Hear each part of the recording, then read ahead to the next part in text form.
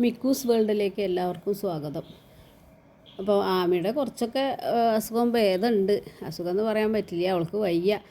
ഇന്നിപ്പോൾ 10-13 ദിവസമായി. ഇപ്പോഴും അവൾക്ക് ചെറിയൊരു വയ്യായ്മയൊക്കെ ഉണ്ട്. എന്നാലും ഇങ്ങനെ ഭക്ഷണം കഴിക്കുക ഇതൊക്കെ ഉണ്ട്, കുഴപ്പമൊന്നുമില്ല. പിന്നെ ഇപ്പോൾ ഇങ്ങനെയൊക്കെ ഇരിക്കണേലിടയ്ക്ക് മിക്കു ഇങ്ങനെ ഇരുന്നായിരുന്നു. പിന്നെ കുറച്ച് കഴിഞ്ഞപ്പോൾ മിക്കുവിനെ കാണാനില്ലാതെ ഞാൻ ഈ വീടിൻ്റെ 4 പുറം നടന്നു നോക്കി. ഞാൻ ആദ്യമൊക്കെ തമാശയിലാണ് ഞാനത് വീഡിയോ എടുത്തിരുന്നത്. സത്യം പറഞ്ഞാൽ പിന്നെ ഞാൻ പേടിച്ചു. ഈ കുട്ടീനെ തൊടി കൂടെ ഒക്കെ ഞാൻ നോക്കി. വീടിൻ്റെ 4 പുറം വിളിച്ച് നടക്കുന്നുണ്ട്, ഞാൻ കാണാനില്ല.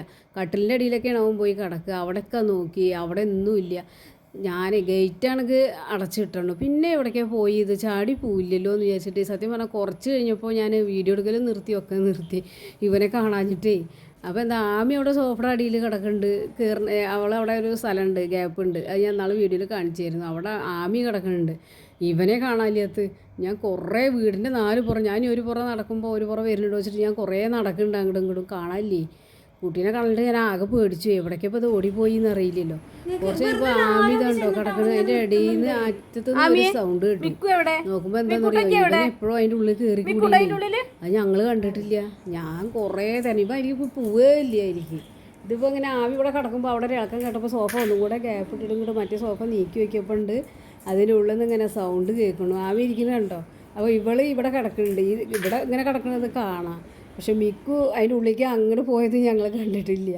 എന്നിട്ട് കള്ളൻ അവിടെ കയറി കിടക്കുന്നുണ്ടേ കണ്ടോ. അവനെ ഞാൻ അങ്ങോട്ട് ആക്കില്ലല്ലോ. ആമി കയറി കിടക്കുമ്പോൾ അവന് കയറാനും പറ്റില്ല, അല്ലെങ്കിൽ അവന് പറ്റില്ല, അവൻ തടിയല്ലേ. അത് കാരണം അവൻ എങ്ങനെയേ ഇതിൽ കയറി കൂടിയാവോ. അപ്പോൾ അത് അതിൻ്റെ ഉള്ളിൽ നിന്ന് വരുന്നുണ്ട് അവൻ. കള്ളച്ചക്കനായിരുന്നു അവൻ. കണ്ടോ, അവൾക്ക് കൂട്ട് കിടക്കുകയാണ് പോയിട്ട്. ഭയങ്കര ഇഷ്ടമാണ്. അവളിങ്ങനെ കിടക്കുമ്പോൾ എപ്പോഴും വന്ന് നോക്കും. ഇതാ വരുന്നു കള്ളൻ അതിൻ്റെ ഉള്ളിലുണ്ട്. ഇങ്ങനെ ഇതാ അതിൻ്റെ ആ തല വരെ അവൻ ആ സോഫയുടെ അറ്റത്തേക്ക് എത്തിയത് എങ്ങനെ എത്തിയാവോ.